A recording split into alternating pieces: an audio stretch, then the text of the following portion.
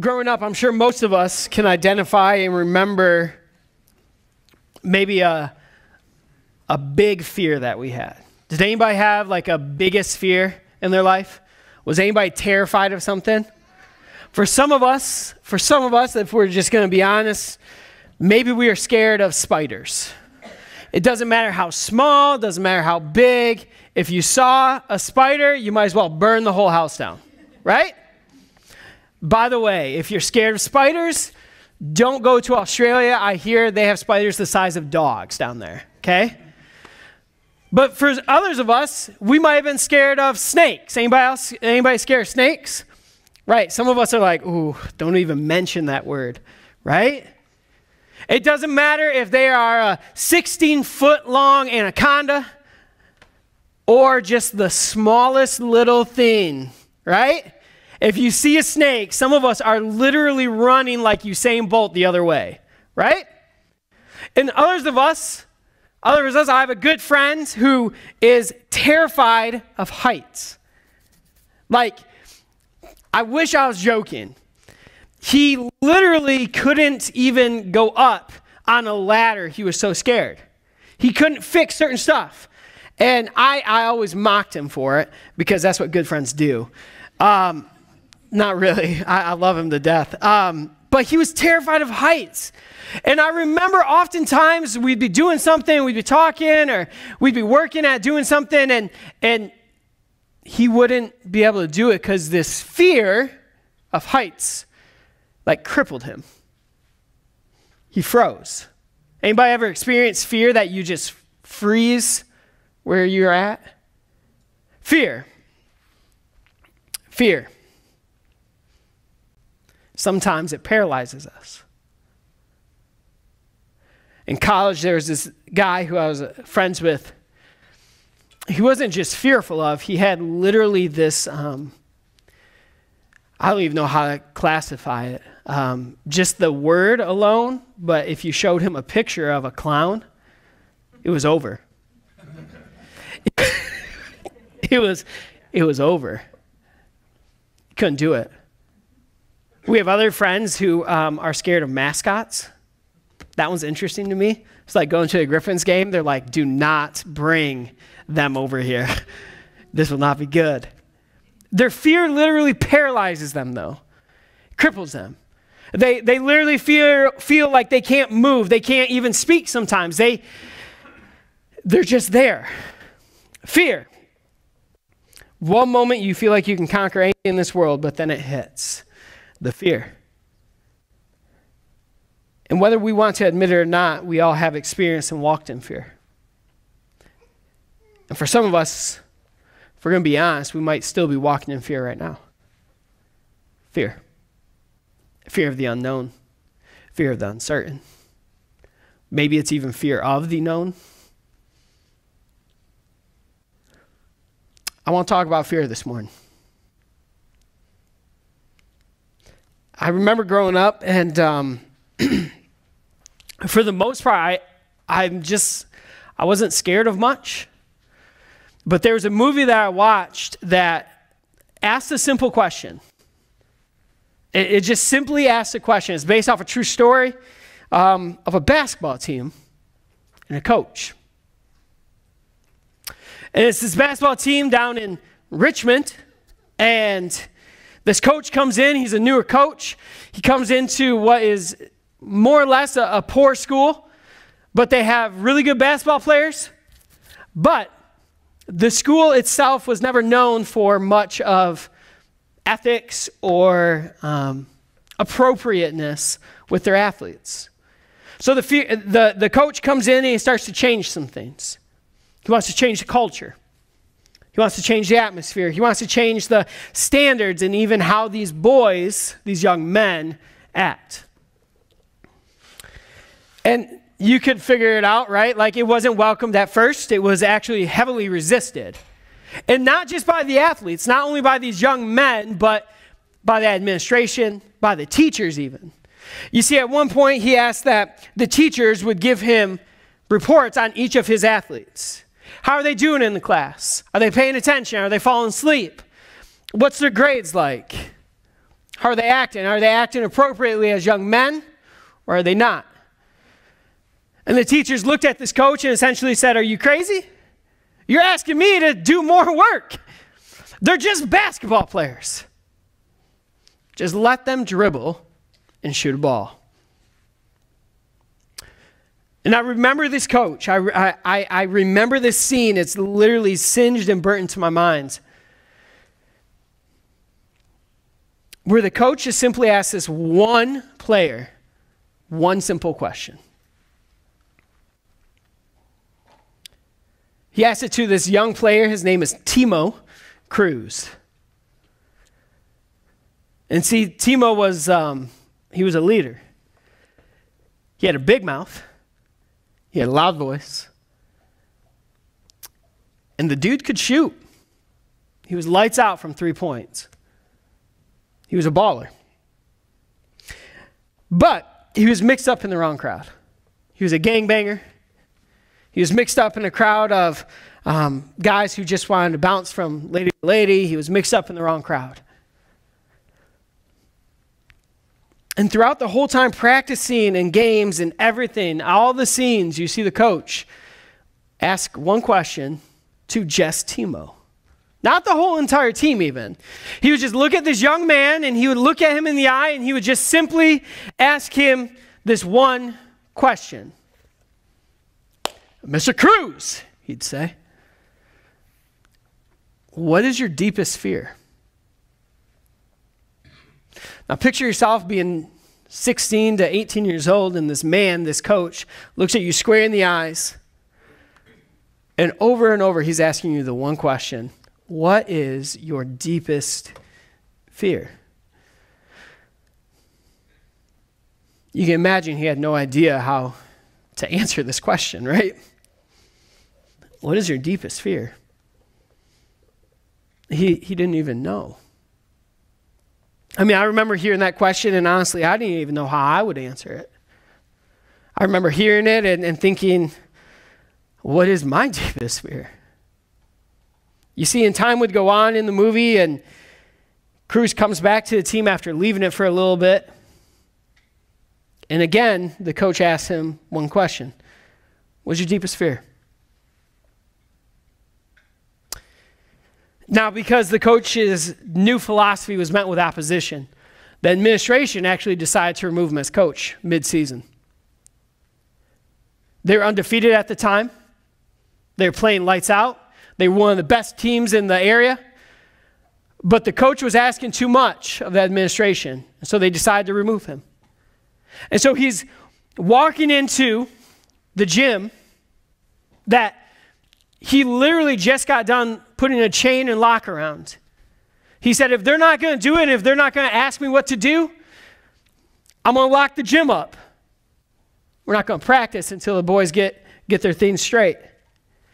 And they remove him, and he walks in, and you see the scene that we're about to watch unfold of, he picks up this chain, and he puts it in a box because he's going to go clean out his office. And he walks into the gym to find a whole bunch of desks with his athletes sitting at it.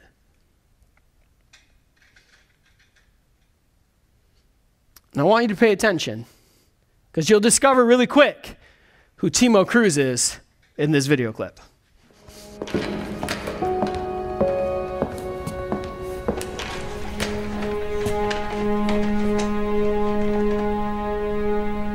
Sir, they can cut the chain off the door, but they can't make us play. We've decided we're gonna finish what you started, sir. Yeah, so leave us be, coach. We got to do, sir.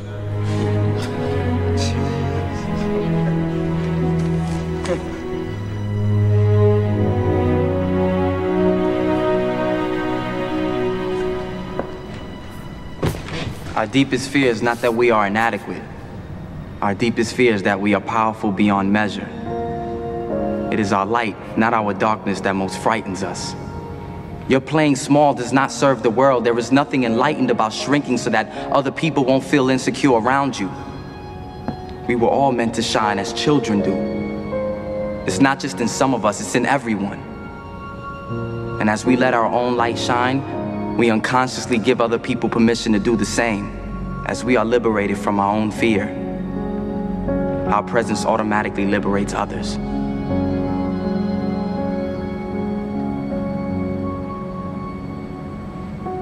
Sir, I just want to say thank you. You saved my life. You can see that that young man started to understand what his deepest fear was. You see, for Timo, Mr. Cruz, when he got involved with a bad crowd, he showed up at the doorstep with the coach at 2 a.m. one night after just watching his best friend die. Deepest fear. He recites this poem. But what's interesting to me, like in good Hollywood fashion, they leave out one critical line. And I want to read it for you. Our deepest fear is not that we are inadequate. Our deepest fear is that we are more powerful beyond measure. It's our light, not our darkness, that most frightens us. And we ask ourselves, who am I to be brilliant, gorgeous, talented, and fabulous? Actually, who are you not to be? You are a child of God. And your playing small does not serve the world. There's nothing enlightened about shrinking so that other people don't feel insecure around you. We are all meant to shine as children do. We were born to make manifest the glory of God that is within us. It's not just in some of us, it's in everyone. And as we let our own light shine, we unconsciously give other people permission to do the same. As we are liberated from our own fear, our presence automatically liberates others.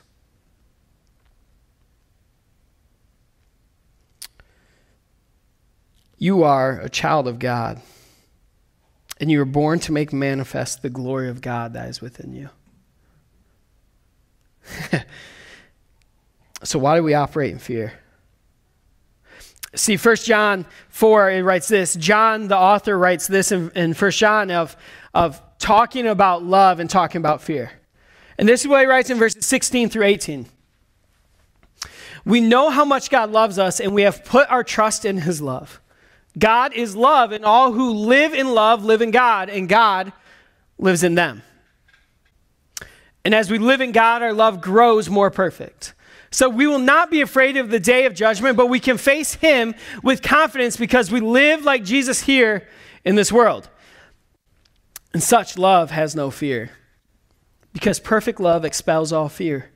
And if we are afraid, it is for fear of punishment, and this shows that we have not fully experienced his perfect love. See, the closer that we come to Jesus, the closer that we grow towards him, the closer that we develop in our relationship with him, the less power fear has over us. Because we feel God's continual presence with us. As we continue to grow with God in our relationship with God, fear loses its power. Fear has to leave in the presence of God. And this concept reminds me so often of what it was like maybe being little. It reminds me so often of what it's like to have maybe the fear of being lost or scary situations. Growing up, remembering like what it must have been like as a little child when I heard the loudest crack and saw lightning and heard the boom of thunder. That fear for a little kid that cripples you. And what's the first thing that you do when you get scared as a little kid? You go running into mom and dad's room, right? And you remember yelling for your parents maybe. Mom, Dad, where are you? You feel terrified. But isn't it crazy that as a little kid you have total belief that your mom and dad can solve that issue? Think about it. When you were running into your parents' room because you heard thunder and saw lightning that scared you, you ran to mom and dad thinking that mom and dad can fix it for you, right? Or at least you got comfort in that situation. Or it's like a saying, getting lost at a beach and not knowing where mom and dad went. You're crying out and you're looking and you're lost. And it feels like eternity. It must have been 3 years that has passed that I've wandered this beach. And it's only been 10 minutes. But I can't find him. I am lost. I'm hopeless. I'll never be found. This is it. I might as well start praying to Jesus right now. But I knew that as I was looking for them, my mom and dad were looking for me, and they would move heaven and earth to find me. See, when faced with even the most deep, crippling fear, we need to remember and trust God the same way that as a little child trusts his parents. And the key here is this, is that in this scripture, John talks about it, is this abiding love. Abiding love. This love that goes beyond just talking about it, but a love that you operate out of. A love that you passionately live in and out of. It's a love that is daily and even hourly basis. It's a love that goes beyond just this idea of love. It's a love that you live out of and flows from you. And I truly believe that as we grow closer and closer to God, and we develop closer and closer in our relationship to him, we become more and more what he has created us to be. What he has created us and made us for and planned for us in our life. To manifest the glory of God. Let's never forget that Genesis 1, when man was first created, it says that we are made in the image of God. Paul writes about in Ephesians 2 where he talks about we are God's workmanship. The Greek word he uses, opoima, literally means like it's this ongoing, never-ending piece of art. God is continually sitting at the potter's table, spinning the wheel over and over and shaping us and shaping us and shaping us until we're done. And sometimes the bad things need to fall off. Sometimes we need to be squashed down and everything needs to develop all over again because we're not quite there yet. And we're never made perfect until the day we stand before him. And he says, my child, I'm glad you're here. Take off your shoes. You look tired. It's been a good journey. The feast is ready. Let's go eat. I truly believe that as we grow closer and closer to him, we no longer will operate out of fear, but we will operate out of his love and his presence. There's a truth that you are made for more than the here and now. You are made for more than what you see right here and right now. God has planted something so deeply inside of you that's just waiting to be grown and shown to the world. That you are made for more than what you see right here and right now in this world. Something that will glorify God in ways that you can't even imagine when you release it. But for some of us, we've been riddled and we've been squashed down by fear so much in life that we're scared to let it be seen. I think of Peter, and we've spoken so much about Peter. I love Peter because I can identify with him. And we talk about Peter, but yet what's crazy about Peter is he had the boldness often in his life to do things that nobody else would. He had the boldness to get out of the boat. He had the boldness of acknowledging who Christ truly was. He had the boldness in the garden. He was the one, right? Like who swung a sword and Jesus is like, Peter, bro, have you learned anything? Peter's like, I'm sorry. I kind of act first and think later. Peter, he was bold. He didn't operate out of fear. I think Peter started to truly learn to live his life and operate his life out of the presence of God. But what's crazy is that in the midst of it all, in the midst of all of it, in his life and even after Jesus leaves, Peter still has the guts to see God's perfect love in his life. And he continued to try and draw nearer and nearer to Christ while doing it. I wonder what would happen when we release what God has put inside of us. Who around us would get the permission to release what God has put inside of them? I've said it before, like there was the possibility of 13 people to walk on water that day. There was a possibility. But only 2 people did. 1,100 people operated out of fear. What fear is holding you back right now from asking God to just reveal what he has in your life? What fear are you terrified and crippled by right now today? What are you terrified of seeing happen? Where have we let our fear cripple, topple, and hold us down instead of rising up and facing it head on with the power knowing that we are taken care of? Do we forget, how often do we forget that we have the Spirit of God inside of us? Let's not forget what the Spirit of God did. The Spirit of God rose and defeated death. Can you name any other person in history who literally said, hey, I'm going to die. 3 days later, I'm going to come back. It's going to be good. Don't worry. I'll pull this off. Can we name any other person in history who literally predicted their own death, died, and then pulled it off? No. It only happens through what? The Spirit of God, the power of God. And that same Spirit he leaves with us. He tells us in his word, I am leaving my Spirit with you. And if you ask in my name, it will be given to you. So why do we let fear, the fear of the world, the fear of whatever it might be in our life, cripple us to simply stop asking God for dynamic, incredible things in life? Why are we so nervous? And I think I think that David writes about it, and I've talked, David is man, he's like my boy. In Psalm 23, it's probably one of the more well-known Psalms in the Bible, right? We're going to look at Psalm 23. This is what it says, verses 1 through 4. The Lord, this would be the Hebrew, like the Lord, this is Yahweh. This is God of all gods, Lord of all lords. This is like holiest of holy names. The Lord is my shepherd, and I have all that I need.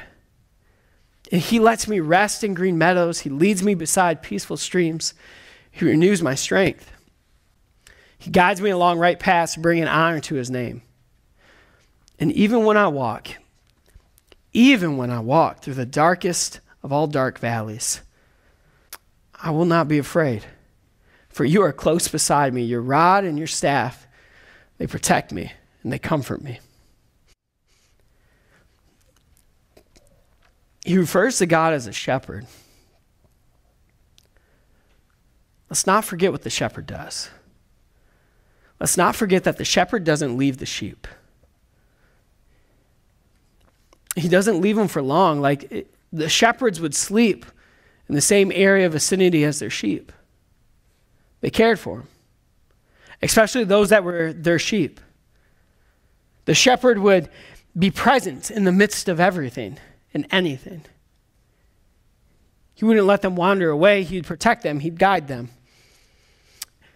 And when David is writing this, he's writing it in a present day promise. It's not the Lord was my shepherd or the Lord will be my shepherd. It's the Lord is my shepherd. It's happening right here and now. The Lord is my shepherd. He is guiding me. He is with me. He is leading me. The Lord is protecting, guiding, loving, and providing for me. The Lord, the shepherd, God knows when we need rest. He knows when I need to rest. He knows when I need to eat and nourishment. He knows when I need support or protection. And I love this. David talks about, even when I walk through the valley of the shadow of death.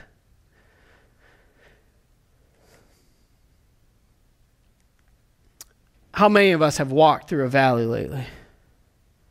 How many of us have been broken and bruised and we just feel like this is dark? It's a valley of the shadow of death.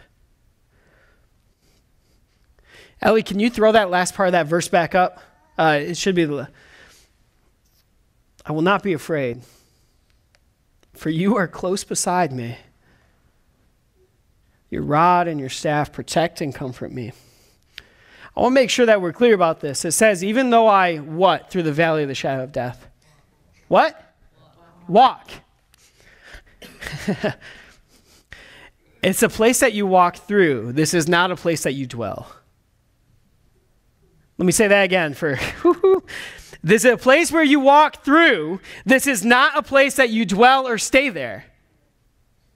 Why? Because his rod and staff, they protect and comfort me, and he is close beside you. Guess what? You're not staying here. We're not setting up a tent and making a campfire in the valley of the shadow of death. Why? Because this is a place that we are walking through. We're not going to stay here because our shepherd is leading us through it. And there's some good news and hope for us who are walking through things in life like that right now, that we're not going to stay here.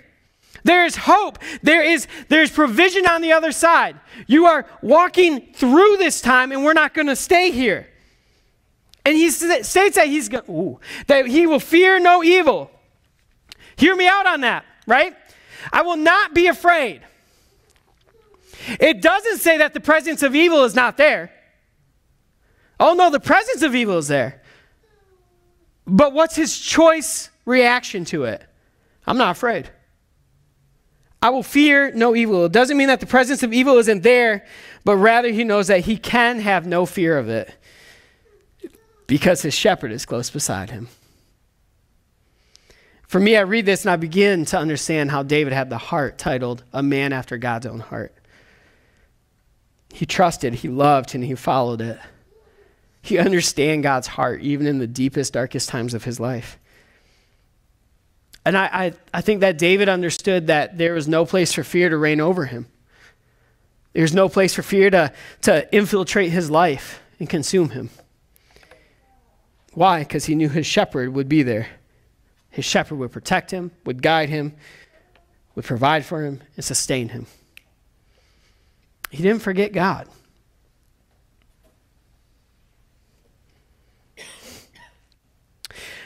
What's crazy is probably before David wrote this psalm, we get the story of David and Goliath. You guys know that story, right? Little man David shows up to bring Jim and John to his brothers who's at the war. And here this giant comes out and says, like, who's going to fight me? And nobody's stepping up. And David's like, did you guys hear what he said? He said, who's going to fight me? And he's mocking our God. Are we just going to stand here? And he's like, I'll fight him. And people laugh because it's little David, right? And they try to put his armor on him. And he's like, yeah, this isn't going to work. So he just goes out there and he picks up his stones and he walks out and he looks at the giant. And the giant starts laughing, right? Goliath. And then he's like, who is this uncircumcised Philistine? That's like cuss words back then, right? And he goes and he just starts like, pulls it out of his back pocket, square in the forehead. David didn't have to be the biggest guy in the battlefield because he had the biggest God behind him fighting his battle for him. We remember that, right? He didn't have to be the biggest guy in the battle because he had the biggest God possible fighting his battle for him. And then he writes this, that he doesn't have to fear evil. If I was little man David, I would have been scared. But little man David says, I got a big God, and he's going to take care of me. I mean, I got 5 stones. I can whip them off as quick as can be. But it only took one. He walks through the valley of the shadow of death, but he fears no evil. His rod and his staff, they comfort me. And here's what's so beautiful about that. We talk often about those passages, those 4. There's 2 more verses. And the 2 verses that follow these 4 provide such a beautiful image too. He continues to write in verses 5 and 6. You prepare a feast for me in the presence of my enemies. You honor me by anointing my head with oil. My cup overflows with blessings. Surely your goodness and unfailing love will pursue me all the days of my life, and I will live in the house of the Lord forever. Without departing from the previous picture of walking through the valley of the shadow of death, David articulates and envisions the provision of goodness given by God as a host inviting David to a rich table provided and laid out for him. Go back to verse 5, the one previous screen, please.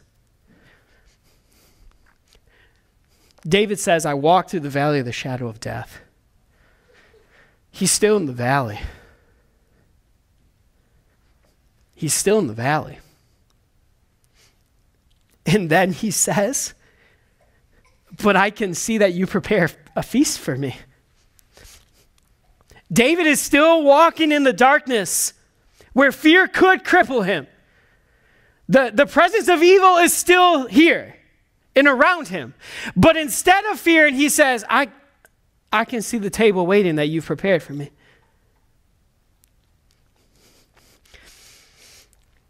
It's a beautiful picture that suggests bounty. But here's the even better, beautiful part of this. It suggests foresight. Foresight and care. God sees where he's going. Even in the valley of the shadow of death, there's still a table that waits for David in the end of it. And this is what God does. He provides for us. He walks with us in our deepest fears. He prepares for us a table, and we eat in the presence of the enemy. Because when he walks through the valley of the shadow of death, the enemy is still there. The evil presence is still here, and he's walking through the valley. He's going through the valley, and he sees the table. And as he comes out, and he can sit at the table with God in provision and bounty, and the feast awaits him, he gets to sit down.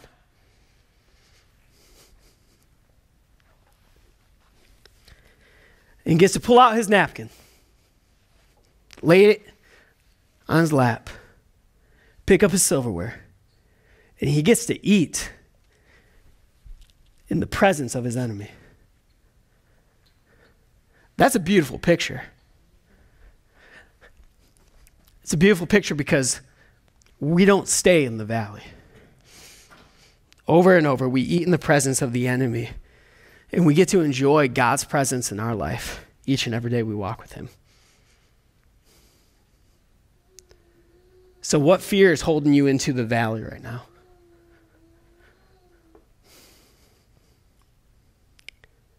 What fears is riddling you that you can't continue to take one step forward, it feels like? Because I'm telling you that in the valley, you can see the table. You can see the bounty that awaits you. For some of us, it's the favorite foods. It's maybe at Taco Bell, Qdoba. You can see it right there. It's beautiful, and yet fear is holding you right here. You're like stuck and cemented in. What fear is holding you down that you just need to say, my shepherd, I need you to continue to help me move forward. God, would you give me the strength to move forward, to take that one more step? I think we let fear so often rule our lives rather than the love of God because our world tells us all the time, right? Oh, be scared of this, be scared of that, be fearful of this. Because it wants us to forget that our God has conquered everything. There's not a single thing that is more powerful than God. There's not a single day that God has not been powerful enough to overcome. There's not a single name that outrules my God. There's not a single person who has died and came back to life but my God. So why are we not operating out of his love and his presence and his strength in our life, but rather we're choosing fear? We're choosing to pitch a tent in the shadow, the valley of death. God created you for a purpose, and he created you on purpose. He didn't make a mistake. He didn't get things wrong. He looked at each and every one of us and he said, I have big dreams for you. They're going to be wild. They're going to be great. Just walk in my spirit, and I'll show you everything.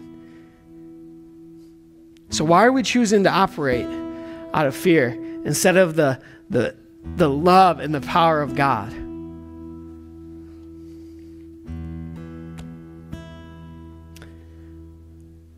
I remember being told once